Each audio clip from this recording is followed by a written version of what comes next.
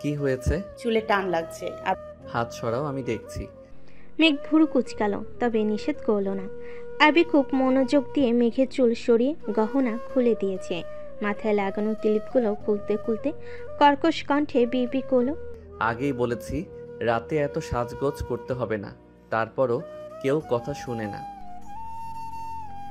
আবিরের ঠান্ডা কণ্ঠের অভিযোগে স্বয়ংবিদ ফিরল মেঘের। চোখ ঘুরিয়ে আবিকে এক পলক দেখে হালকা করে কেশে শীতল কণ্ঠে ডাকল, আবির ভাই। অকমর স্বাদ আবিরের সুপ্ত ক্রোধ চোখে ভেসে উঠেছে। মেঘের দিকে তাকিয়ে চোখ রাঙাতেই মেঘ দাঁত কেলিয়ে হেসে বলল, মজা করেছি। আবির প্রতি উত্তরে কিছুই বলল না। মেঘ ওয়াশরুম থেকে ফ্রেশ হয়ে আসতেই আবির চুপচাপ ওয়াশরুমে চলে গেছে। যথারীতি দুজন একসঙ্গে দুরাকাত নফল নামাজ পড়ে নিয়েছে। নামাজ শেষ করে আবির মেঘের কপালে দীর্ঘ চুমু খেয়ে মেঘকে শক্ত করে জড়িয়ে ধরল। আবিরের সারাদিনের সব দুষ্টামি খুনসুটি হঠাৎই পরিবর্তন হয়ে গেছে, কেমন যেন নিশ্চুপ হয়ে গেছে।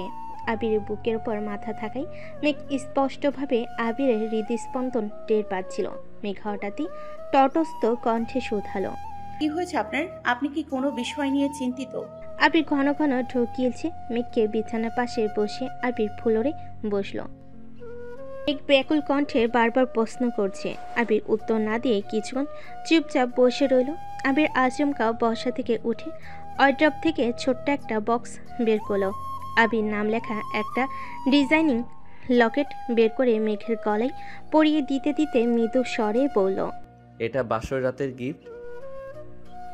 মেঘ তৎক্ষণাৎ লাফিয়ে উঠে বালিশের নিচ থেকে একটা ঘড়ির বক্স বের করে আবিরকে দিয়ে বলল, এটা আপনার জন্য।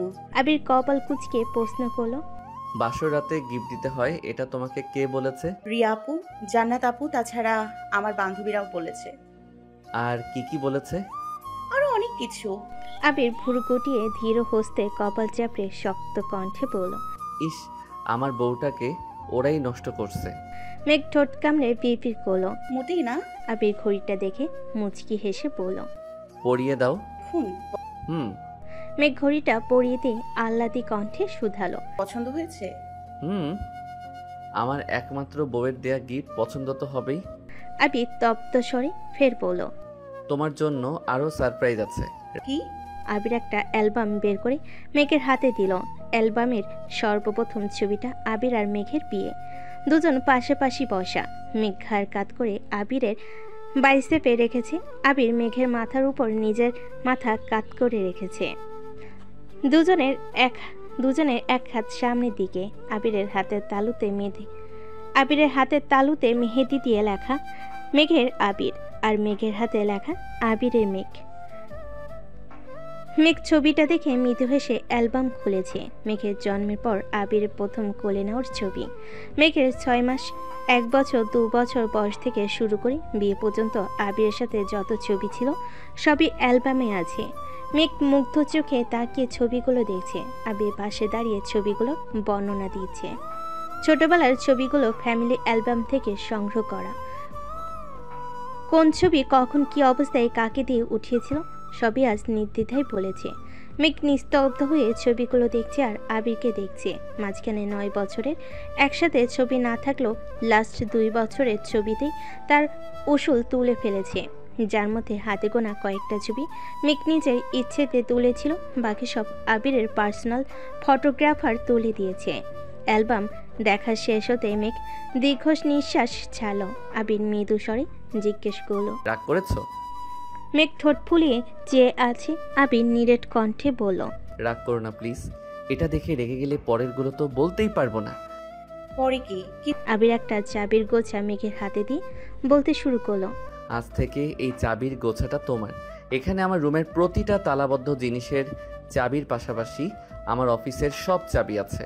তুমি আমার অর্ধাঙ্গিনী, তাই আজ থেকে আর কোনো লুকোচুরি নয়। আমার যা কিছু আছে সব কিছুতে তোমার অধিকার আছে। মেঘ আজ হতবিহ্বল। সে আবির নিজের জিনিসপত্র কখনো কাউকে ছুতে দেয় না, রুমে ঢুকতে দেয় না, সব কিছুতে তালা দিয়ে রাখে।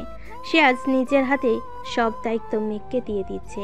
আবিরের এত পরিবর্তন মেঘ স্তব্ধ চোখে কেবল দেখে যাচ্ছে। আবির অগমরসাৎ মেঘের মুখোমুখি দাঁড়ালো। আচমকা ধপ করে মেঘের পায়ের কাছে বসে পড়েছে।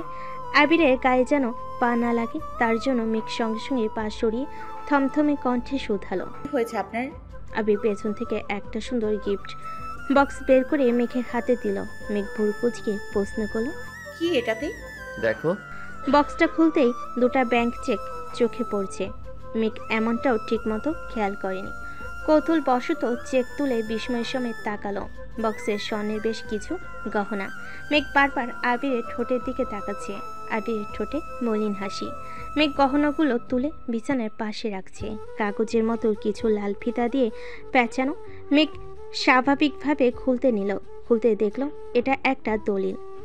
কিছুটা পড়ার পর বুঝতে পারল কোনো একটা জায়গা আবির মেঘের নামে করে দিয়েছে। মেঘ আশ্চর্য নয়নি, তাকে প্রশ্ন করলো। এসবের মানে কি? আবির মুচকি হেসে পড়ল, স্প্যারোস ড্রিম হাউস তোমার বাড়ি একান্তই তোমার, সেখানে আমার কোনো অধিকার নেই। মেঘ কিঞ্চিত রাগী স্বরে বলল, অধিকার যদি নাই থাকবে তাহলে আমার বাড়ি আপনি আমাকে না জানিয়ে কেন করেছেন? আগে আমাকে বললেন না কেন? শুরুতে জানানোর মতো পরিস্থিতি ছিল না। কেন? সময়টা ছিল ডিসেম্বর মাস। মাইশাপুর বিয়ে থেকে মালার কারণে তোমাকে জোর করে নিয়ে আসছিলাম। আমি অফিস থেকে এসে তোমাকে সময় নিয়ে বোঝাতে চেয়েছিলাম মালার সাথে আমার কিছুই নেই, অথচ তুমি আমার আসা পর্যন্ত জাস্ট 10 মিনিট অপেক্ষা করতে পারলে না। আমাকে গুরুত্ব না দিয়ে মিনহাজদের গুরুত্ব দিয়েছিলে, তার জন্য তোমার প্রতি অভিমান হয়েছিল। সেই অভিমান তোমার আব্বুর কথায় জেদে পরিণত হয়েছিল। ওনার মেয়েকে রানীর মতো রাখতে গেলে আগে রানীর স্বপ্নগুলো পূরণ করা জরুরি ছিল। সেই রাতেই 3-4 দিনের জন্য চলে গেলাম। দিনরাত এক করে সব কিছু রেডি করে আসছি। যেদিন বাসার কাজ শুরু করব তার আগের দিন থেকে আপনাকে একমতে রিকোয়েস্ট করলাম, কিন্তু তুমি এতটাই জেদি যে কোনোভাবে যেতে রাজি হলে না। তোমাকে সারপ্রাইজ দিতে চেয়েও দিতে পারলাম না, তাই সিদ্ধান্ত নিয়েছিলাম বাসার কাজ পুরোপুরি শেষ করেই জানাবো। মেঘ শক্ত কণ্ঠে বলল, ইস, মিস করলাম। বাকিগুলো দেখে শেষ করো। মেঘ আবারও বক্স হাতে নিল। কিছু চিরকুট, আবিরের অফিসে কিছু ডকুমেন্টস, সাথে কয়েকটা 500 আর 1000 টাকার বান্ডিল। এত এত টাকার বান্ডিল দেখে মেঘ আশ্চর্যজনিত নয়নি, তাকে উদ্বিগ্ন কণ্ঠে শুধালো। এত টাকা কার? আবির মোলায়েম কণ্ঠে বলল, তোমার।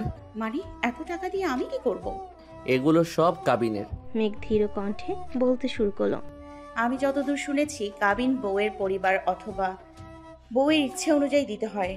আমি বউ হয়ে বলছি আমার কাবিনের কোনো প্রয়োজন নেই। আমি আপনাকে চেয়েছি, আলহামদুলিল্লাহ আপনাকে পেয়ে গেছি। আমার আর কিছুই চাওয়ার নেই। আপনার এত এত গিফট, টাকা, ব্যাংক চেক, এসবের কোনো কিছুই আমার চাই না। বিয়েতে কাবিন যদি আবশ্যক হয় তবে আমি কাবিন হিসেবে আপনাকে চাইবো। আমৃত্যু শুধু আপনাকেই চাইবো। মেঘের দু চোখ ছলছল করছে। নিজেকে সংযত করতে তারই তো শ্বাস টানলো। আবি দুর্বদ্ধ নেত্রে মেঘের মায়াবী আননে চেয়ে আছে। অল্পতে লজ্জায় আড়ষ্ট হওয়া মেয়েটার অদম্য কণ্ঠের আকাঙ্ক্ষা শুনে আবি শীতল চোখে চেয়ে মুচকি হাসল।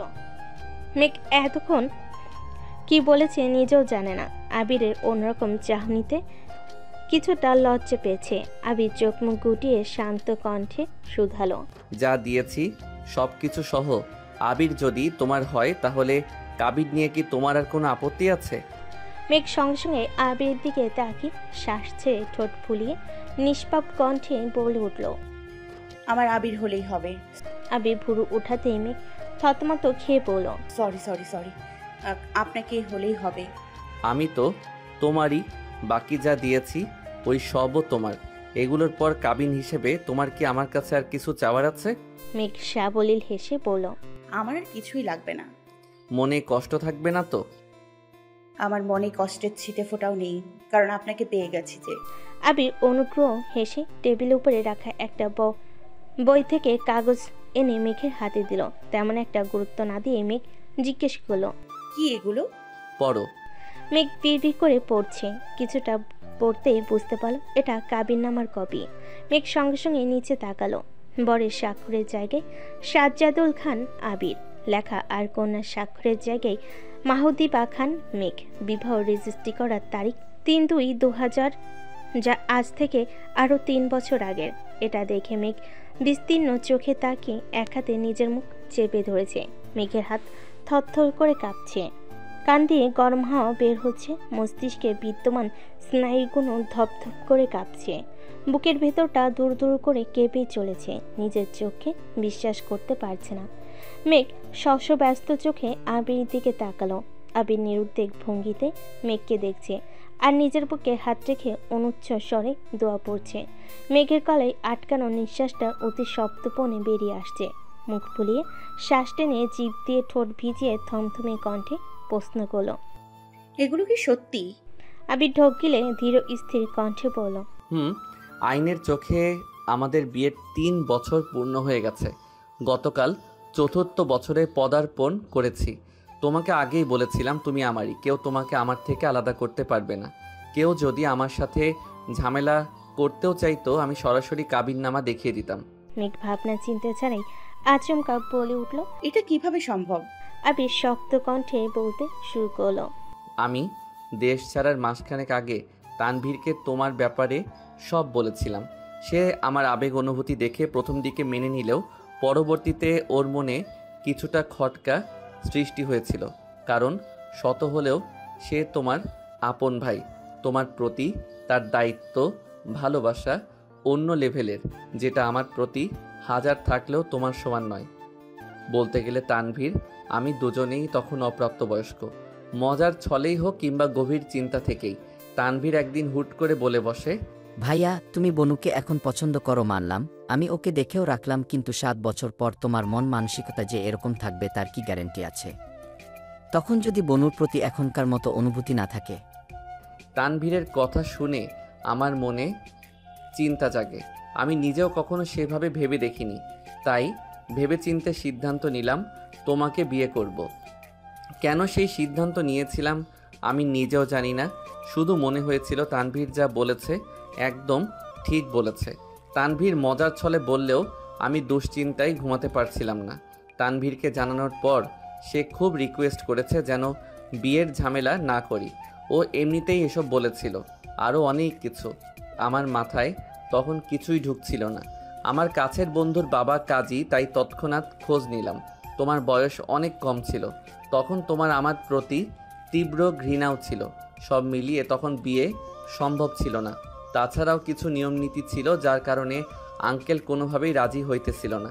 কিন্তু তখন আমার একটাই জেদ ছিল, যেভাবেই হোক বিয়ে আমার করতেই হবে। আঙ্কেলকে বিস্তারিত বুঝিয়ে খুব কষ্টে রাজি করিয়ে রাকিব, তানভীর আর সুজনের উপস্থিতিতে বিয়ের কাজ সম্পন্ন করে দেশ ছাড়ি।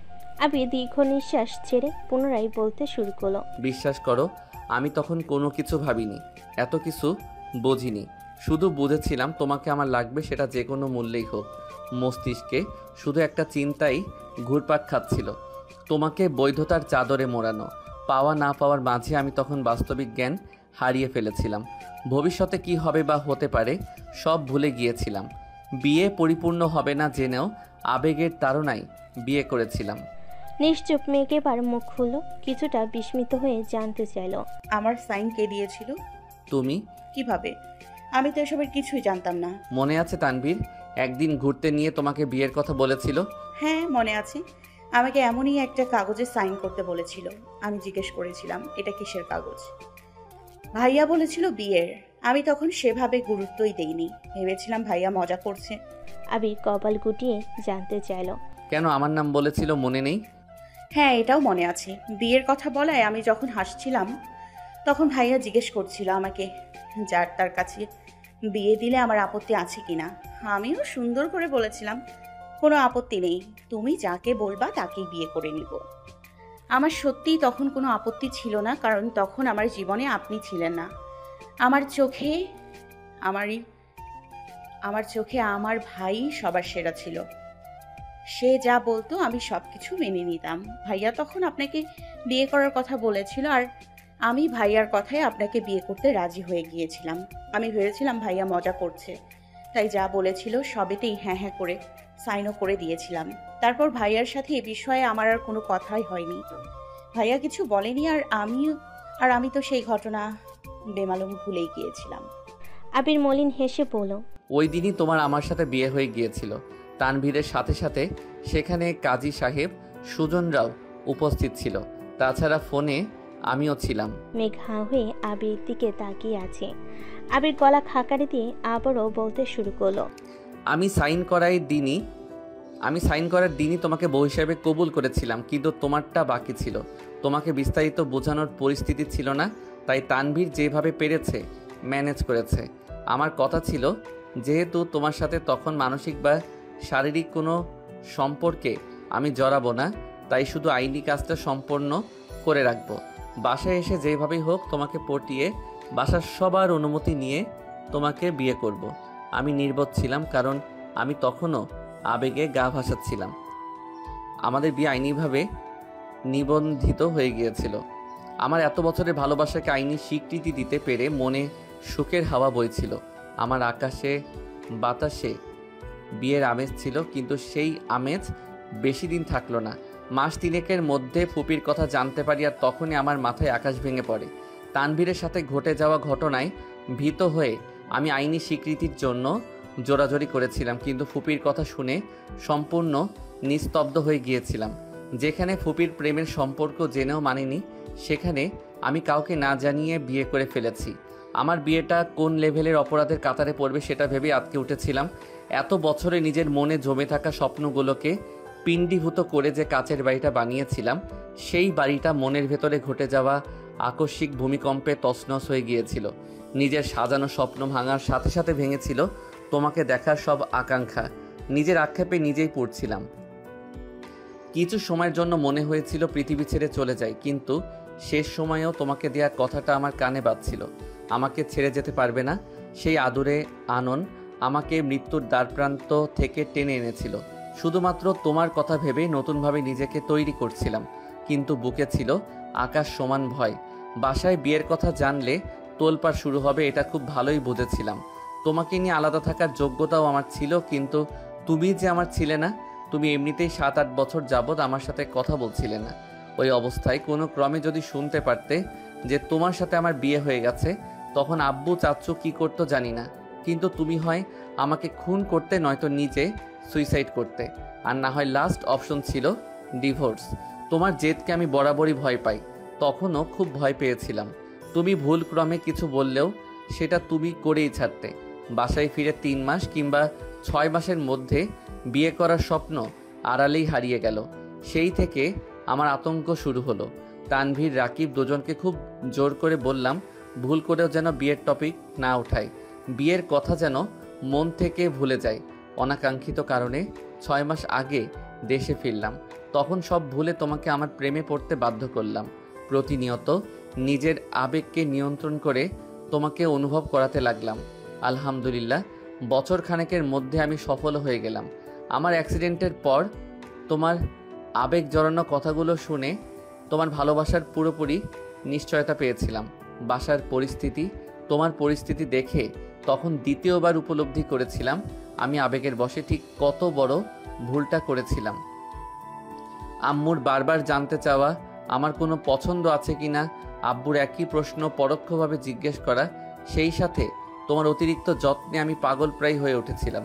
তখন বুঝেছিলাম আমার বাবা মা আমাকে খুব ভালোবাসে। তাদের ইচ্ছা শক্তি এতটাই প্রবল যে আমি চাইলে তারা পৃথিবীর সব কিছু আমার সামনে হাজির করতে পারে। সেখানে তোমাকে আমার সাথে বিয়ে দেয়া তেমন কোনো বিষয়ই না, বরং তোমাকে চাইলে আব্বু আম্মু খুশি হতো। কিন্তু ওনারা তো জানতো না যে আমি ওনাদের হৃদয় আগেই ভেঙে ফেলেছি। আর না তুমি কিছু জানতে। ওই পরিস্থিতিতে দাঁড়িয়ে আমার বিয়ের কথা বলাটা কোনোভাবেই সম্ভব ছিল না। আর না সম্ভব ছিল বিয়ের ঘটনা লুকিয়ে নতুন করে বিয়ে করা। তাছাড়া তখনও তোমার স্বপ্নের বাড়ি গিফট করা বাকি, তোমাকে মানসিকভাবে প্রস্তুত করাটাও বাকি ছিল। গত রমজানের আগে হুট করে সবার সামনে একদিন আমার বিয়ের কথা উঠল। তোমার আব্বু আগুনে ঘি ঢালার মতো কোথাকার কোন মেয়ের কথা বলল। আমি মেজাজ হারিয়ে বললাম 1 বছর বিয়েই করব না। আমি তাদের কিভাবে বোঝাতাম আমি যে তোমাকে বিয়ে করে ফেলেছি। তারপর রাকিবের বিয়ে ঠিক হলো, তখন আব্বু আমাকে কথা শোনালো। এমনকি আমার নিজেরও খারাপ লাগছিল, কারণ আমি যখন থেকে তোমাকে ভালোবাসি তারপর থেকে বলছিলাম আমি যেভাবেই হোক রাকিবের আগে বিয়ে করব। বিয়ে করেও ছিলাম, কিন্তু কাউকে বলতে পারছিলাম না। আবেগ আর কষ্টগুলো নিজের ভেতর চাপিয়ে রাখতে রাখতে আর পারছিলাম না। রাকিবের গায়ে হলুদের রাতে ফুপিকে জড়িয়ে ধরে কাঁদতে কাঁদতে শুধু একটা কথাই বলছিলাম, আমি ভুল করেছি, খুব বড় ভুল করেছি। সেই ভুলের শাস্তি স্বরূপ মেঘকে আমার থেকে কেড়ে নিও না। আমি মেঘকে ছাড়া বাঁচতে পারবো না। ফুপি নিরুপায় ছিল। আমার কান্না দেখে তবুও কয়েকবার আব্বুকে বলার চেষ্টা করেছে, কিন্তু সাহস করে বলে উঠতে পারিনি। তারপর শুরু হলো তোমার আব্বুর ছেলে দেখা। বাধ্য হয়ে বাসায় রাগারাগি করলাম। তোমার বাসার কাজ শেষ করতে প্রজেক্টের দায়িত্ব নিয়ে দেশের বাইরে গেলাম। বিয়ের কথা বাসায় বলার জন্য মানসিকভাবে প্রস্তুতি নিচ্ছিলাম। আমার পুরোপুরি টার্গেট ছিল 1 তারিখ তোমাকে প্রপোজ করব, রাতে বাসায় বিয়ের কথা বলবো। বাসায় মানলে 2 তারিখ ধুমধাম করে গায়ে হলুদ হবে, না মানলে তোমাকে নিয়ে বাড়ি ছাড়বো। মাঝখান থেকে তুমি 3 দিন আগে প্রপোজ করতে বের হয়ে সব কিছু এলোমেলো করে দিয়েছিলে। তবে যাই হোক, রবের কাছে হাজারো শুকরিয়া যে কোনো ঝামেলা ছাড়াই তোমাকে পেয়ে গেছি। মেঘ হতবিহ্বল পাথরের মতো বসে আছে। আবিরের মুখের পানে চেয়ে আছে। কিছু জিজ্ঞেস করা বা বলার ভাষা হারিয়ে ফেলেছে। আবির দেওয়াল ঘড়ির দিকে তাকিয়ে সময় দেখল। মেঘের হাত থেকে কাগজ নিতে নিতে মেঘের মসৃণ গালে চুম খেয়ে হঠাৎই পুরো কণ্ঠে বলে উঠল, বউ, আমি তোমাকে 5 মিনিট দিচ্ছি। এর মধ্যে টাস্কি খাওয়া মুড থেকে বেরিয়ে রোমান্টিক মুডে আসো। আমার বুকের ভেতর প্রেম ভালোবাসা ফুটন্ত গরম পানির মতো টকবক করতেছে। তুমি রোমান্টিক মুডে না আসলে আমার অন্তর পুরে ছারখার হয়ে যাবে। তুমি কি তাই চাও? মেঘ নির্বাক চোখে আবিরের দিকে তাকালো। আবির নিঃশব্দে হেসে চোখ টিপল। আবিরের নির্লজ্জ মার্কা কথা আর কাণ্ড দেখে মেঘ না পারত কিঞ্চিত হাসল। সকলের নাস্তার টেবিলে আবির আর মেঘ ব্যতীত সকলেই উপস্থিত। বনওয়াজ সবার সাথে খেতে বসেছে। ইকবাল খান ধীর কণ্ঠে শুধালো, আবির আর মেঘকে এখনো ওঠেনি? মালিয়া খান মিমকে উদ্দেশ্য করে বলল। মিম সঙ্গে সঙ্গে উঠে গেল। আবির রুমে দরজায় ডাকতে গিয়ে খেয়াল করলো দরজা খোলা। রুমে মেঘ আবির কেউ নেই। মিম রুমের ভেতর ঢুকে ভালোভাবে দেখলো। সহসা বাহিরে এসে উচ্চস্বরে বলল, ভাইয়া, আপু কেউই রুমে নেই। আলী আহমেদ খান সঙ্গে সঙ্গে তানভীরের দিকে তাকালেন। তানভীর আতঙ্কিত কণ্ঠে বলল, তুমি সত্যি কিছু জানো না? বন্যা ভুরুকুচকে সন্দেহের দৃষ্টিতে তানভীরের দিকে তাকিয়ে আছে। তানভীর চোখ ঘুরিয়ে বন্যার চোখের পানে তাকিয়ে শুকনো ঢোক গেল। বন্যা মুখ ফুলিয়ে আলগোছিয়ে ভুরু নাচালো। তানভীর এমনভাবে ঠোঁট উল্টালো যেন সে কিছুই জানে না। মোজাম্মেল খান স্বাভাবিক কণ্ঠে বলেন, সরি, ওরা আর কোথায় যাবে? হয়তো ছাদে আছে। তানভীর ফোন বের করে আবিরের নাম্বারে কল দিল। আবির কল রিসিভ করে মৃদু হেসে বলল, আসসালামু আলাইকুম সম্বন্ধী সাহেব। তানভীর গম্ভীর কণ্ঠে বলল, ওয়ালাইকুম আসসালাম। কোথায় তোমরা? পালাচ্ছি। মানে? তোদের অত্যাচারে অতিষ্ঠ হয়ে গেছি, তাই চলে যাচ্ছি। তুমি যাচ্ছ কোথায়? হানিমনে। বউ ঘুমাচ্ছে, এখন রাখছি। আবির সঙ্গে সঙ্গে কল কেটে দিয়েছে। তানভীর ফোনের স্ক্রিনে তাকিয়ে চাপা দীর্ঘ নিঃশ্বাস ফেলল। চলন্ত ট্রেনের ঝাঁকির সাথে আবিরের অল্প বিস্তর কথার শব্দে মেঘ ঘুম ঘুম চোখে তাকিয়ে নিজেকে আবিরের কোলে আবিষ্কার করল। আবির মুচকি হেসে বলল, শুভ সকাল বউ। মেঘ আশেপাশে চোখ ঘুরিয়ে ভালোভাবে দেখে চিন্তিত স্বরে জানতে চাইল, আমরা কোথায় যাচ্ছি? কক্সবাজার। মেঘ প্রশস্ত নেত্রে আবিরের মুখের পানে তাকিয়েছে। আবির আলতো হাতে মেঘের চুলে হাত বুলিয়ে দিচ্ছে আর মিটিমিটি হাসছে। আবিরের দুষ্টুমিপূর্ণ হাসি দেখে মেঘ স্নেহব্যঞ্জক প্রদোষের একের পর এক আবেগপ্রবণ দৃশ্য মনে পড়তেই শুরু করেছে। দীর্ঘায়ত গত রাত ছিল আবিরের অতুষ্ণ অনুরাগ প্রকাশের রাত, নিজের অন্তর্নিহিত আবেগ অনুভূতি জাহির করার রাত। অব্যক্ত অনুভূতি প্রকাশে চুল পরিমাণ কাঞ্জস্পনাও করেনি সে প্রায় শেষ রাতের দিকে আবিরের সন্তপ্য ভালোবাসা অন্ত ঘটে। শাওনিয়ে ফজরের নামাজ পড়ে আবির মেঘকে একটা হালকা বেগুনি রঙের শাড়ি পরিয়ে নিজের হাতে সাজে সযত্নে ঘুম পাড়িয়ে দিয়েছিল। সেই ঘুম ভেঙেছে এখন।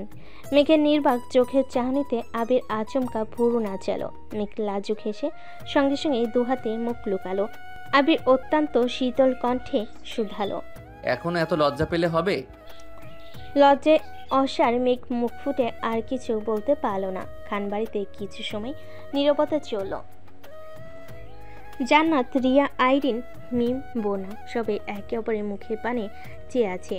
তানভীর মাথা নিচু করে বসে আছে। আলী আহমেদ খান গুরুগম্ভীর কণ্ঠে শুধালেন, ওরা কোথায় যাচ্ছে? তানভীর ধীর কণ্ঠে জবাব দিল, ঘুরতে। আমাদের বললে কি আমরা পাঠাতাম না? এভাবে কাউকে না বলে যাওয়ার কি ছিল? মাহমুদা খান তপ্ত স্বরে বলেন, আমি ভোরবেলা উঠে তো দরজা বন্ধই দেখলাম, ওরা গেল কিভাবে? আলী আহমেদ খান সবার দিকে এক পলক তাকিয়ে ভারী কণ্ঠে বলেন, বাসায় কেউ ছিল না? বাসায় কেউ না কেউ অবশ্যই জানতো। আলী আহমেদ খান মুখ ফুলিয়ে শ্বাস ছেড়ে বিড়বিড় করছেন। বাড়িতে এখনও কম বেশি মেহমান আছে, তার মধ্যে ছেলে আর ছেলের বউ বাড়ি থেকে চলে গেছে। বিষয়টা ওনার ঠিক পছন্দ হচ্ছে না। মোজাম্মেল খান মেকি স্বরে বলেন, ভাইজান কি রাগ করলে নাকি?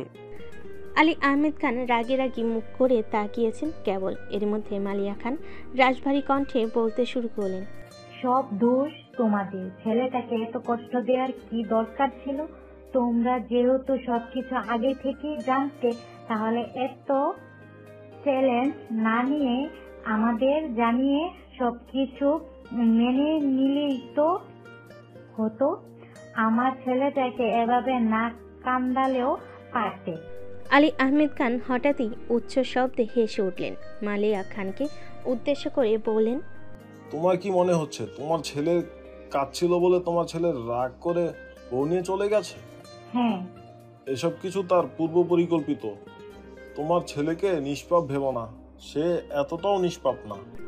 মালিয়া খান রাগী স্বরে বলেন, আপনি মানেন আর না মানেন, আমি মানি। আমি জানি আমার ছেলে নিষ্পাপ। আলী আহমেদ খান চাপা স্বরে বলেন, এই যে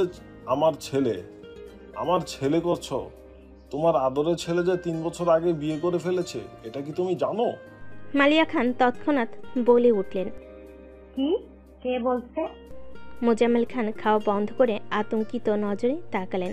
আলী আহমেদ খান স্বাভাবিক কণ্ঠে ফের বললেন, তোমার ছেলে আর মেঘ মামুনি বিয়ে আরো 3 বছর আগে হয়ে গেছে। গত পরশুদিন 3 বছর পূর্ণ হয়েছে। তোমার ছেলেকে যতটা সাধারণ ভাবো, সে ততটাও সাধারণ না। মালিয়া খান নিস্তব্ধ হয়ে গেছেন। মোজাম্মেল খান গম্ভীর কণ্ঠে বললেন, ভাইজান, তুমি কি আমাদের সাথে মজা করছো? মজা করার ইচ্ছা থাকলে তোমার সাথে আগেই মজা করতাম, বিয়ে পর্যন্ত অপেক্ষাও করতাম না, আর ধুমধাম করে ছেলের বিয়েও দিতাম না। তুমি বিয়ের দিন কাবিনের কথা বলছিলে না? আমি কি কাবিন দিব? আমার ছেলে আরো 9 বছর আগেই না বুঝেই কাবিন ঠিক করে ফেলেছে। যখন বুঝতে পেরেছে কাবিন মেয়েদের পরিবার থেকে দিতে হয়, তখন তার মাথা নষ্ট হয়ে গেছে। সে এলোপাথারি ছুটাছুটি করে টাকা ম্যানেজ করে মেয়েকে বাড়ি বানিয়ে দিয়েছে, তবুও কাবিন নিয়ে যেন কোনো কথা না ওঠে।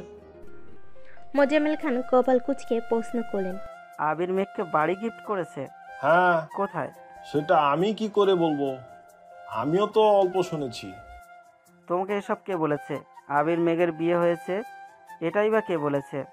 তোর ছেলে তানভীর বলেছে? হ্যাঁ। মোজাম্মেল খান রাগান্বিত দৃষ্টিতে তানভীরের দিকে তাকিয়ে আছে। তানভীর সে যে মাথা নিচু করেছে, চোখ তুলে আর তাকাতে পারছে না। বোনা, রিয়া, মিম, আইরিন সবাই নির্বাক চোখে চেয়ে আছে। মোজাম্মেল খান গুরুভার কণ্ঠে বলেন, এসব কি শুনছি? আবির মেঘের বিয়ে কি আগেই হয়েছে? তানভীর বারবার ঠোক গিলছে। আলী আহমেদ খান মৃদু স্বরে বললেন, তানভীরকে কিছু বলে লাভ নেই, সে নির্বোধ, আর আমারটা ওর থেকে বড় নির্বোধ। কিভাবে কি করেছে? কিভাবে করেছে এসব আর জানতে হবে না, শুধু জেনে রাখ তোকে তোর ছেলে হারিয়ে দিয়েছে। মালিয়া খান শীতল কণ্ঠে শুধালেন, আপনি এত কিছু কিভাবে জানেন? আলী আহমেদ খান মৃদু হেসে বলেন, তোমার কি মনে হয় এমনি এমনি বলে দিয়েছে? এত সহজ? সেদিন সন্ধ্যায় রাকিব, রাসেল আর তানভীর 3জনই আমার অফিসে গিয়েছিল। আবিরের পছন্দের কথা জানিয়ে আমাকে খুব করে রিকোয়েস্ট করেছিল যেন ঝামেলা ছাড়া রাজি হয়ে যায়। যেহেতু মোজাম্মেল আমাকে আগে থেকেই অনেকবার জানিয়ে রেখেছে, তাই আমিও সেভাবে রিয়েক্ট করিনি। রাকিবদের বিদায় করে তানভীরের সাথে কিছুক্ষণ কথা বললাম। বিয়ে নিয়ে আমার কোনো সমস্যা নেই, শুধু বলেছিলাম মাঝখানে সময় নিয়ে বিয়ের আয়োজন করতে হবে। কিন্তু তানভীর ঘুরে ফিরে এক কথা, বিয়ে করলে 3 তারিখেই করাতে হবে। সে কারণ বলতে নারাজ। আমিও বারবার জিজ্ঞেস করতে লাগলাম। এক পর্যায়ে রাগ দেখিয়ে বললাম, সত্যি কথা না বললে এই বিয়ে আমি কোনোদিনই মানব না। তখন বয়ে বয়ে সে সত্যি স্বীকার করেছে। তোমরা এখন কি অবাক হচ্ছ? আমি তানভীরের কথা শুনে তখন হতভম্ব হয়ে গিয়েছিলাম, হাম্বল হয়ে গিয়েছিলাম। আমার ছেলের আস্পষ্টধার কথা শুনে নিস্তব্ধ হয়ে গিয়েছিলাম। এ পরিস্থিতিতে রাগ দেখানোর অবস্থায় ছিল না। তানবীরের সাথে হুটহাট সিদ্ধান্ত নিয়ে আবিরকে রাজশাহী পাঠালাম, কারণ ও বাসায় থাকলে পরিস্থিতি আরো বেশি খারাপ হতো। আবিরকে পাঠিয়ে সঙ্গে সঙ্গে আমিনার বাসায় গেলাম। আমিনাকে আবিরের কথা জানানোর পর সে বলে উঠল সে সবকিছু আগে থেকেই জানে। তোমরা বিশ্বাস করবে না, আমি তানবীরের কথা থেকে আমিনার কথায় বেশি অবাক হয়েছি। আমি গিয়েছিলাম ওর সাথে আলোচনা করতে, কিন্তু ওর কথাবার্তা শুনে আলোচনা তো দূরে থাক, বাসা থেকে সিদ্ধান্ত নিয়ে আসছি বাসায় কোনো প্রকার আলোচনা ব্যতীত বিয়ে হবে, আর 3 তারিখেই বিয়ে হবে। ইকবাল খান ধীর কণ্ঠে শুধালেন, বাসায় বিষয়টা জানালে কি হতো? বিষয়টা আমার সিদ্ধান্ত হয়েছে জানালে তোমরা কেউ আবার সেভাবে রিয়েক্ট করতে না, কিন্তু যদি একবার আবির মেঘের বিয়ের কথা সামনে উঠে যেত তখন সবার আগে বাগড়া দিত মোজাম্মেল আর ওর মেয়ে। এজন্য তানবীরকে আগে থেকে বলে রেখেছিলাম যেন বাসায় বা আবিরের সামনে বিয়ের কথা না ওঠায়। এখন যেহেতু বিয়ে হয়ে গেছে আর ওরা বাসায়ও নেই, তাই তোমাদের জানালাম। মোজাম্মেল খান মুখ ফুলিয়ে রাগী স্বরে বললেন, আমি জিতে গিয়েও হেরে গেলাম ভাইজান। আলী আহমেদ খান ঠাট্টার স্বরে বলেন, তোমাকে আগেই বলছিলাম এত খুশি হয়ে লাভ নেই, কারণ আজ নয়তো কাল তোর জিত হারে পরিণত হতোই। মোজাম্মেল খান মাহমুদা খানের দিকে তাকিয়ে ভারী কণ্ঠে বললেন, তুমি কি এই কথাটা আগেই বলতে? সাহস হয়নি ভাইয়া, অনেকবার বলতে চেয়েও বলতে পারিনি। ইকবাল খান তানভীরের দিকে তাকিয়ে রুষ্ট স্বরে বললেন, তোর এত সাহস হলো কিভাবে? তানভীর মাথা নিচু রেখেই বলতে শুরু করলো, আপনাদের মধ্যে বন্ডিং খুব ভালো, আর আমাদের বন্ডিং খারাপ নাকি? আমার ভাইদের জন্য আমি যা ইচ্ছে করতে পারি। আদি ঠিক কিনা বল? আদি এতক্ষণ খাওয়ার তালে ছিল, কে কি বলেছে সেসবে গুরুত্ব দেয়নি। আচমকা তানভীর প্রশ্ন করে আদি না বুঝে সঙ্গে সঙ্গে বলে উঠল, একদম ঠিক। আলী আহমেদ খান মৃদু হাসলেন, তবে মোজাম্মেল খান রাগে ফোঁস করছেন। তানভীর চুপচাপ উঠে গেছে। এমন সময় রাকিব অফিসের জন্য রেডি হয়ে নামছে। কিছুদিন যাবৎ আবির ব্যস্ত থাকায় রাকিবকে সবটা সামলাতে হচ্ছে। রাকিব নিচে আসতেই আলী আহমেদ খান ঘাড় ঘুরিয়ে রাকিবকে দেখে গুরু গম্ভীর কণ্ঠে ডাকলেন, রাকিব এদিকে আসো। জি আঙ্কেল। তোমার বন্ধু কোথায় গেছে? রাকিব নির্দ্বিধায় জবাব দিল, কক্সবাজার। তুমি তো আগে থেকেই জানতে। আগে জানতাম না, বিয়ের দিন রাতেই জানতে পেরেছি। বাসায় কাউকে জানাওনি কেন? আবির নিষেধ করেছিল। নাস্তা করেছো? জি আঙ্কেল, অফিসে যেতে হবে। ঠিক আছে যাও। রাকিব রিয়ার দিকে তাকিয়ে মৃদু স্বরে বলল, আমি অফিসে যাচ্ছি, তুমি জান্নাতের সঙ্গে বাসায় চলে যাও। রিয়া শান্ত স্বরে জবাব দিল, আচ্ছা।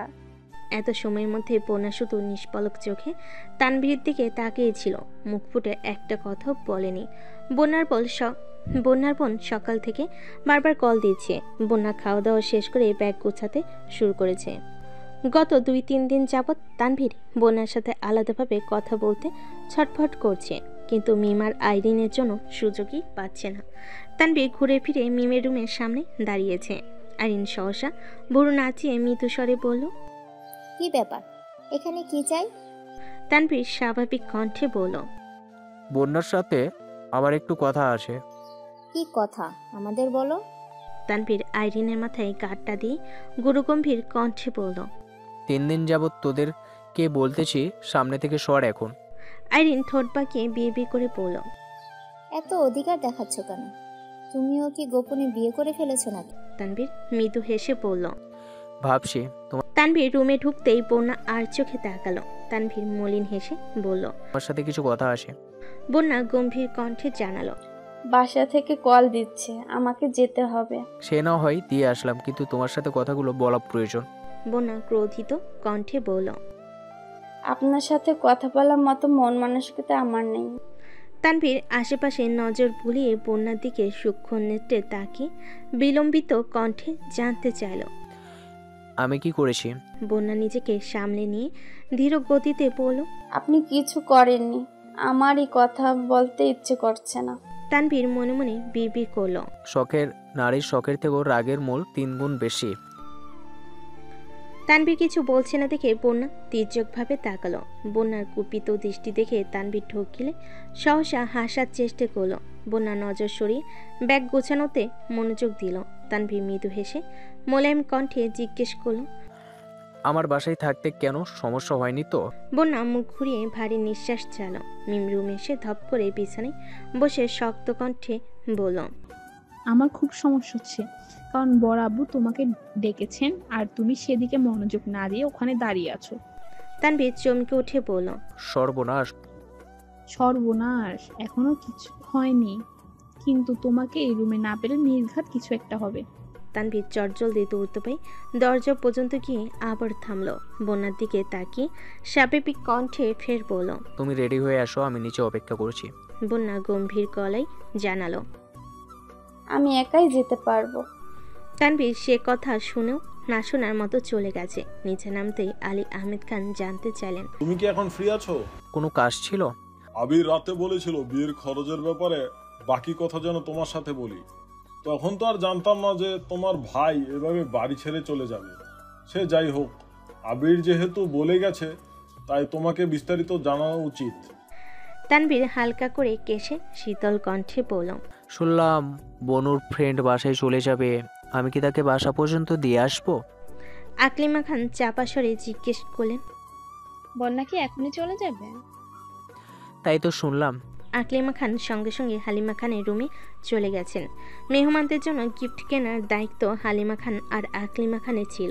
আলী আহমেদ খান স্বাভাবিক কণ্ঠে বললেন, ঠিক আছে, তাকে বাসা পর্যন্ত আগে দিয়ে এসো, পরে না হয় আলোচনা করা যাবে। আর হ্যাঁ, সাকিবকেও সাথে নিয়ে যাও। জি আচ্ছা। তানভীর আর সাকিব বাসার বাহিরে দাঁড়িয়ে আছে, নিজেদের মতো কথা বলছে। বন্যা সবার থেকে বিদায় নিয়ে বেরিয়ে আসছে। বন্যাকে দেখে সাকিব মৃদু স্বরে বলল, আসসালামু আলাইকুম। ওয়ালাইকুম আসসালাম।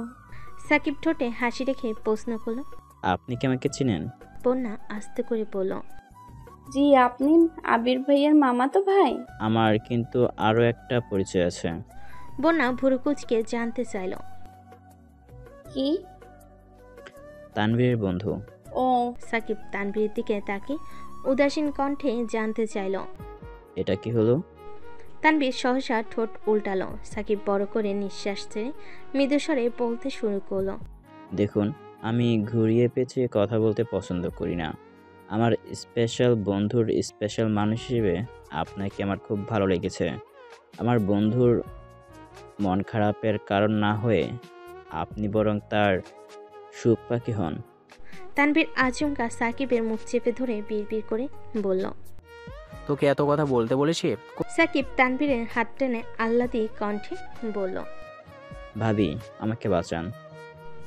বন্যার হিমশীতল চাহনি দেখে তানভীর সাকিবকে ছেড়ে দিয়েছে। বন্যা কিছু না বলেই চলে যাচ্ছে। তানভীর দ্রুত এগিয়ে গিয়ে গম্ভীর কণ্ঠে জিজ্ঞেস করলো, কোথায় যাচ্ছ? বাসায়। কেন? বন্যা আর চোখে তাকিয়ে প্রশ্ন করলো, মানে? ও সরি, বলছিলাম তুমি আমার সাথে না গিয়ে একা কেন যাচ্ছ? আমার বাসা আমি চিনি, আমি একাই যেতে পারবো, ধন্যবাদ। তানভীর মনে মনে বিড়বিড় করতে করতে গাড়ি নিয়ে আসছে। তানভীরের পাশে সিটে সাকিব বসা। বন্যার কাছাকাছি এসে গুরুগম্ভীর কণ্ঠে বলল, গাড়িতে বসো। তানভীরের কিশোরক্তিম চোখ দেখে বন্যা না করতে গিয়েও কিছু বলতে পারল না। মাথা নিচু করে গাড়িতে উঠে বসলো। সাকিব যেতে যেতে গুনগুন করে গান গাইছে, কিন্তু তানভীর আর বন্যা একদম নিশ্চুপ। অর্ধেক পথ যাওয়ার পর তানভীর অকমর সাথে ব্রেক কষল। সাকিবের দিকে তাকিয়ে চোখ ইশারা দিল। সাকিব কপাল কুঁচকে বলে বসলো, কি ইশারা দিচ্ছিস কেন? যা বলার মুখে বল। তানভীর ভারী কণ্ঠে বলল, গাড়ি থেকে নামতে বলছি। গাড়ি থেকে নামবো কেন? তোরা কি কথা বলবি বল, আমি না হয় কানে আঙ্গুল দিয়ে রাখছি। যাবি? যাচ্ছি। তুই যে আমাকে মাঝ রাস্তায় ফেলে দিচ্ছিস, এটা বাসায় গিয়ে ফুপিকে আর ফুফাকে বলবো, সাথে তোর আব্বুকে বলবো। যা ইচ্ছে বলিস। সাকিব নামতেই তানভীর আবারও গাড়ি স্টার্ট দিল। বন্যা মনোযোগ দিয়ে ফোন চাপছে। তানভীরের দিকে একবারের জন্য তাকাচ্ছে না। বন্যাদের বাসার গলিতে না ঢুকেই তানভীর অন্য রাস্তায় গাড়ি নিয়ে যাচ্ছে দেখে বন্যা শক্ত কণ্ঠে বলল, এদিকে কোথায় যাচ্ছেন? তোমার সাথে আমার কিছু কথা আছে। আমার এখন কোনো কথা শোনার ইচ্ছে নেই। আমাকে বাসা পর্যন্ত পৌঁছে দেন প্লিজ। না হয় এখানেই নামিয়ে দেন, আমি একা চলে যেতে পারবো। তুমি বাসায় গেলে আমার ফোন আর রিসিভ করবে না, তাই এক্ষুনি শুনতে হবে। তানভীর গম্ভীর মুখ করে গাড়ি চালাচ্ছে। অনেকটা পথ যাওয়ার পর কিছুটা নির্জন রাস্তায় গাড়ি থামালো। গাড়ি থেকে নেমে বন্যাকে উদ্দেশ্য করে বলল, নেমে আসো। বন্যা গাড়ি থেকে নেমে চিবুক নামিয়ে দাঁড়িয়ে আছে। তানভীর শান্ত কণ্ঠে বলতে শুরু করলো, আমি জানি তুমি আমার উপর রেগে আসো, তবুও বলছি মাথা ঠান্ডা করে আমার কথাগুলো একটু শোনো। মন আর মোহনার সম্পর্ক অনেক গভীর। মনের আংশিক পরিবর্তন একটা মানুষকে মানসিক আর শারীরিক দুই দিকেই অকেজো করে দিতে সক্ষম। প্রতিনিয়ত রং বদলানোর এই পৃথিবীতে আহত মন নিয়ে বেঁচে থাকা বদ্ধ দায়। তবুও আমাদের নতুন করে স্বপ্ন দেখতে হয়, মনের ভিতরে বেঁচে থাকার নতুন উদ্যম জাগাতে হয়, কারণ আমরা কোনো না কোনোভাবে কারো কাছে চাইতেই বন্দী হয়ে যাই।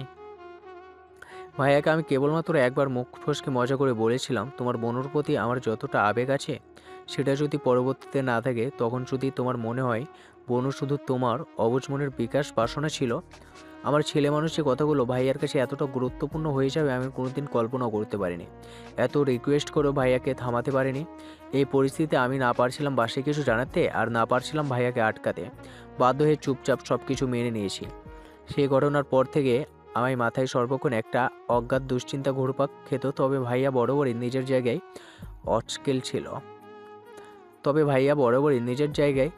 অটল ছিল। প্রথম দিকে বনুর ব্যাপারে আমার সাথে কথা বলতে স্তম্ভতা বোধ করলেও বিয়ের পর ভাইয়া সম্পূর্ণ বদলে গিয়েছিল।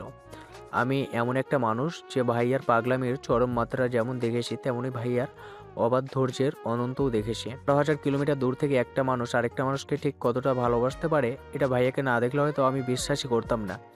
একটা সময় পর্যন্ত আমি খুব ভয় পেতাম। ভাই হয়ে একমাত্র বোনের ব্যাপারে এত বড় সিদ্ধান্ত একা নিয়েছি বলে নিজেকে খুব দোষারোপ করতাম। কিন্তু এখন আমি গর্ব করে বলতে পারি আমি আমার বোনের জন্য বেশ সিদ্ধান্তটাই নিয়েছিলাম। হয়তো ভাইয়ার বিয়ে করার সময়টা ভুল ছিল, কিন্তু নিয়তে কোনো ভুল ছিল না। ভাইয়াকে বোনও সবসময় বউয়ের মর্যাদা দিয়ে এসেছে। বোনও তুমি বিশ্বাস করবে ভাইয়া কত রাত নির্ঘুম ঘুম কাটিয়েছে, কত রাত বোনুর জন্য সীমাহীন কেঁদেছে। বাসায় ফিরে নিজেকে সামলে স্বাভাবিক জীবনে এসেছে। নিজেকে প্রতিষ্ঠিত করার জন্য অধিষ্কৃত জেদকে কাজে লাগিয়ে এই সব কিছু তো ভাইয়া করলো, কিন্তু আমি আমার ভাইয়ের জন্য কি করলাম? উত্তর ছিল কিছুই না। তাই সিদ্ধান্ত নিয়েছিলাম আব্বু আর বড় আব্বু দুইজনকে যা বলার আমিই বলবো। রাকিব ভাইয়াকে জানানোর পর রাকিব ভাইয়া বলেছে ওনারাও আমার সাথে থাকবেন।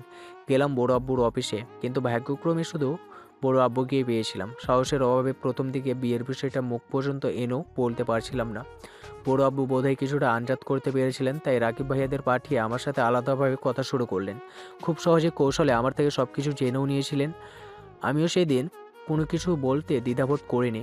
আমি যা করেছি আমার ভাইয়ের জন্য করেছি, আমার বোনের জন্য করেছি, কারণ আমি বরাবরই তাদের মুখে নিখাত হাসিটা দেখতে চেয়েছি। এই সব কিছু শোনার পর তোমার যদি মনে হয় আমি ভুল করেছি, তাহলে তোমার যা ইচ্ছা বলতে পারো, আমি কিছুই বলবো না। বন্যা রাজভারী কণ্ঠে বলল, আপনি মেঘের ভাই, আর আমি জানি আপনি খুব দায়িত্বশীল একজন মানুষ। আপনি যা করেছেন তা বুঝেই করেছেন, তাই এ ব্যাপারে আমার কোনো কিছু বলার নেই। এমনি এমনকি বলে কতদিন না কাটাবে? কি হয়েছে বলো? আমার কিছু হয়নি, আমি বাসায় যাব। তানভীর আচমকা বন্যার মুখোমুখি দাঁড়ালো। বন্যার নামানো চিবুক উঠে গুরুগম্ভীর কণ্ঠে বলে উঠল, তোমার কিছু হলেও আমার মনে প্রতিনিয়ত তেজম্পির ঝড় বইছে। অস্ফুট আবেগ নিয়ন্ত্রণ করতে পারছি না, ভয়াবহ অপ্রত্যাশায় জড়িয়ে গিয়েছি। শত শত নবন্য স্বপ্নের ভিড়ে আমার অনুভূতিগুলোকে অবচ্ছেদের ন্যায় পড়ে থাকতে দেখেছি, আর পারছি না। সবার কাছে পরিত্যক্ত হলেও আমার আবেগ আমার নিকট অত্যন্ত অভিনিবিষ্ট। অনেক সহ্য করেছি, আর সম্ভব হচ্ছে না। বন্যা অতর্কিতে কয়েক পা পিছিয়ে গেল। তানভীরের কথার মাঝখানে তেজি কণ্ঠে বলে উঠল, জীবন যতটা সহজ, বাস্তবতা ঠিক ততটাই কঠিন। আবেগের তাড়নায় নিয়ে সিদ্ধান্তগুলো অগভীর, মানুষের মতোই ক্ষণস্থায়ী। হৃদয়ে অপবৃত্ত আত্মতা কিংবা একরাশ মুগ্ধতা চাই না আমি। মুখোশধারী মানুষদের ভিড়ে নিজে অস্তিত্বকে হারাতেও চাই না। এত উচ্চাকাঙ্ক্ষী জীবন চাই না আমি, যেই জীবনে আকাঙ্ক্ষাকর পরিসমাপ্তি ঘটার সঙ্গে সঙ্গে আমার মনটা তিক্ততায় ছেয়ে যাবে। আমি বাস্তবতাকে আঁকড়ে ধরে বাঁচতে চাই, অতি সাধারণ একটা জীবন চাই। আপনার আবেগ অনুভূতিকে অবজ্ঞা করার সাধ্য আমার নেই। তাই ভালো হয় যদি আপনি আমাকে কোনোদিন না জানান। তানভীর নির্বাক চোখে চেয়ে আছে। বোনের মুখের কাঠখোট্টা কথাতে তানভীর বাকরুদ্ধ হয়ে গেছে। হৃদয় অঙ্গনে উত্তাল পাতাল ঢেউয়ে শ্বাস এলোমেলো হয়ে যাচ্ছে। সর্বশক্তি দিয়ে নিজেকে ধাতস্থ করার চেষ্টা করলো। বোনার দিকে তাকিয়ে কাট গলায় পড়ল, তুমি মেয়ে ভীষণ নির্দয়া। যতটা সুকৌশলে আমার অনুভূতিগুলোকে উপেক্ষা করলে ততটা সুকৌশলে আমার নিপাতকেও প্রয়োজন হলো না। বন্যা দীর্ঘ নিঃশ্বাস ছেড়ে ফের বলতে শুরু করলো, আমাদের মধ্যবিত্ত পরিবার, তাই স্বপ্নগুলো আমাদের মতোই মধ্যবিত্ত। আপনাদের মতো অনাবশ্যক চিন্তা ভাবনা কখনোই করি না আমরা। বিলাসবহুল জীবনযাপন আমাদের নিকট কেবলই দুঃস্বপ্ন। ঘুম ভাঙলে যার অস্তিত্ব মস্তিষ্কে থাকবে না। আমার আব্বু একা চাকরি করে, আমাদের 3 ভাই বোনকে অনেক কষ্টে বড় করেছেন। আব্বুর কষ্টের প্রতিদান রূপ আমরা কি দিতে পেরেছি? অনেক চেষ্টার পর একটা জব পেয়েছি। আব্বু আপুর জন্য পাত্র খুঁজছে, যার বিশেষ কিছু গুণাবলী থাকা আবশ্যক। তার মধ্যে মন মানসিকতার সাথে সরকারি চাকরিটা গুরুত্বপূর্ণ ভূমিকা পালন করছে। আপনাদের পরিবারের মতো আমাদের পরিবার কখনো ছিল না, আর হবেও না। আপনাদের বাসায় আবির ভাইয়ের যোগ্যতার থেকেও ভালোবাসাকে বেশি গুরুত্ব দেওয়া হয়েছে। আজ আবির ভাইয়া বেকার থাকলেও পরিবার ঠিকই সাপোর্ট করত, কিন্তু আমার পরিবার এমন কিছুই করবে না। কারণ একটাই, আমরা মধ্যবিত্ত। আমরা আবেগে গা ভাসাতে চাইলেও বাস্তবতা আমাদের ভুলগুলো চোখে আঙুল দিয়ে দেখিয়ে দেয়। আমি অপ্রকাশিতভাবে হলেও আব্বুর কাছে প্রতিজ্ঞাবদ্ধ। আপনার লাইফস্টাইল আপনাদের কাছে খুব স্বাভাবিক হলেও আমাদের কাছে, বিশেষ করে আব্বুর কাছে, খুব অস্বাভাবিক। আমি বাস্তবতা ভুলে আবেগের কাছে বন্দী হতে পারবো না। আমি কি বলতে চাচ্ছি আশা করি আপনি বুঝবেন। তানভীরের অন্তর সহ বিস্ফোরিত দু চোখ ভেতরে ভেতরে জ্বলছে। মানুষের হৃদয় খুবই দুর্বল। প্রিয় মানুষের অতি সামান্য কথাতেও হৃদয় ভেঙে চূর্ণ বিচ্ছিন্ন হয়ে যায়। বন্যার কথায় তানভীরের হৃদয় নিঙ্গড়ান ব্যথাগুলো ভেতরটাকে বড্ড পোড়াচ্ছে। মনের ভেতর উদ্দীপ্ত প্রেমানুভূতি অচিরেই পুড়ে উদ্ধত ছাই হয়ে গেছে। তানভীরের চোখ ভরা ব্যগ্রতা আড়াল করে চুপচাপ গাড়ি স্টার্ট দিল। বন্যা তস্ত পায়ে এগিয়ে গিয়ে গাড়িতে বসলো। বাকি রাস্তা কেউ কারোর সাথে একটা কথা বলেনি। অন্যান্য দিন বন্যাকে বাসার সামনে নামিয়ে তানভীর কিছুক্ষণ অপেক্ষা করে, তবে আজ সেটাও করেনি। মোখলেস মিয়ার সাথে দেখা পর্যন্ত করেনি। 10 থেকে 11 ঘন্টা জার্নি শেষে আবির আর মেঘ কক্সবাজার পৌঁছেছে। সমুদ্রের কাছাকাছি একটা রিসোর্ট আগে থেকেই বুকিং দেওয়া ছিল, সেখানেই উঠেছে। আবির কোনো রকমে ফ্রেশ হয়ে লম্বা ঘুম দিয়েছে। গত 1 সপ্তাহে ছোটাছুটি, অতিরিক্ত দুশ্চিন্তা, নির্ঘুম রাত কাটাতে কাটাতে আবির ক্লান্ত হয়ে গেছে। মেঘ ঘুমিয়েছিল, তবে ঘণ্টাখানেক পরেই মেঘের ঘুম ভেঙে গেছে। অর্ধঘুমে থেকেই পেটের উপর আবিরের শক্ততের কোমল স্পর্শ অনুভব করতে পারছিল। মেঘ আর চোখে আবিরকে এক পলক দেখে আবিরের হাতটা পেটের উপর থেকে সরিয়ে ওয়াশরুমে চলে গেছে। হাত মুখ ধুয়ে রুমে আসতেই নজর আটকায় আবিরের পরিশ্রান্ত আদলে। মেঘ অবাক চোখে আবিরের দিকে চেয়ে আছে। পুরুষের কখনো রূপের প্রয়োজন হয় না, শুধু প্রয়োজন হয় মায়ার। মেঘ আবিরের মায়ে জড়িয়ে গেছে, যে মায়া আমৃত্যু কাটাতে পারবে না। আবির নামক শখের পুরুষ এখন একান্ত মেঘের হয়ে গেছে, যে পুরুষে অন্য কোনো নারীর অস্তিত্ব নেই। আবিরের মায়াবী আদলে স্থির দৃষ্টিতে চেয়ে আছে। মেঘের রন্ধে রন্ধে প্রেমানুভূতি জাগ্রত হচ্ছে। শেষ বিকেলের অনুজ্জ্বল আলোতে আবিরের মায়াময় আদল দেখে মেঘ নতুন করে আবিরের প্রেমে পড়েছে। সমুদ্রের গর্জন কানে বাজতে মেঘ গুটি গুটি পায়ে বারান্দায় গেল। রিসোর্টটা খুব বেশি দূরে না হওয়ার সমুদ্রের উত্তাল ঢেউগুলো স্পষ্ট দেখা যাচ্ছে। মেঘ জীবনে প্রথমবারের মতো কক্সবাজার এসেছে। বাসি অনেকবার বলেও কখনো সেভাবে কাউকে রাজি করতে পায়নি। মেঘ কিছুক্ষণ সমুদ্রের ঢেউ আর গর্জন শুনে পুনরায় রুমে আসছে। আবির তখনও গভীর ঘুমে নিমগ্ন। কি করবে বুঝতে না পেরে মেঘ বিছানার পাশে বসলো। আবিরের উন্মুক্ত শরীর, গলার কিছুটা নিচে কালো তিলটা জ্বলজ্বল করছে। মেঘ কিছুক্ষণ মুগ্ধ চোখে চেয়ে থেকে আচমকা সদাশয় হাসলো। হাসির সাথে লজ্জা আড়াল করতে সহসা দুহাতে মুখ লুকিয়ে ফেলেছে। কয়েক সেকেন্ড সময় নিয়ে ধীর গতিতে নিঃশ্বাস ছেড়ে দু আঙ্গুলের ফাঁক দিয়ে আবারও আবিরকে দেখতে লাগলো। আবির মতো মেঘেরও আজ বলতে ইচ্ছে করছে, আমার মনের রাজকুমার আজ আমার হৃদয় স্ফুরিত উত্তাপ ছড়াচ্ছে। আবির ঘুমের মধ্যে পাশে হাত রেখে মেঘের উপস্থিতি বোঝার চেষ্টা করছে। দু তিনবার হাত রেখে মেঘকে না পেয়ে ঘুমের মধ্যে কপাল কুঁচকে নিভু নিভু চোখে তাকালো। মেঘের ঠোঁটের কুহুকি হাসি দেখে আবির আনমনে হেসে উঠল।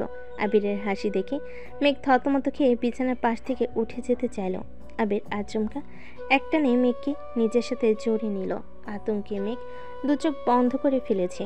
আবির এক হাতে মেঘের পিঠ বরাবর জড়িয়ে ধরে আছে, অন্যতে মেঘের কপালে পড়ে থাকা চুলগুলো কানের পাশে সরাতে সরাতে নিরুদ্যম কণ্ঠে বলল, আর কতদিন এভাবে লুকোচুরি করবে? এখন তো আমি তোমার পার্মানেন্ট সম্পত্তি হয়ে গেছি। আবির ভুরু নাচাতে মেঘ লজ্জায় আবিরের প্রশস্ত বুকে মুখ লুকালো। আবির দু হাতে মেঘকে শক্ত করে জড়িয়ে ধরে কানে কাছে বিড়বিড় করলো, তুমি এত লজ্জা পেলে আহিয়া আসবে কেমন করে? মেঘ কর্কশ কণ্ঠে বলল, ইস, ছাড়ুন আমাকে। তুমি কি জানো তোমার হাসিটা ভয়ঙ্কর রকমের সুন্দর, আর সেই হাসি দেখলেই আমার মনে শুধু প্রেম প্রেম ফিল হয়।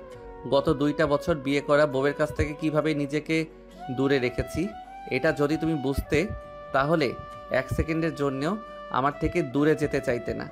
মেঘ আবিরের বুক থেকে ওঠার চেষ্টা করছে কিন্তু পারছে না। মেঘ বাধ্য হয়ে ভীত কণ্ঠে ফের অনুরোধ করল, ছাড়ুন। আবির ধীর কণ্ঠে শুধালো, মনের ভেতর যে আগুন জ্বালিয়েছ সে আগুন নিভাবে কে শুনি? মেঘ হতবিহ্বল আবিরে বলা প্রতিটা বাক্যে নির্লজ্জতার পরিচয় দিয়েছে।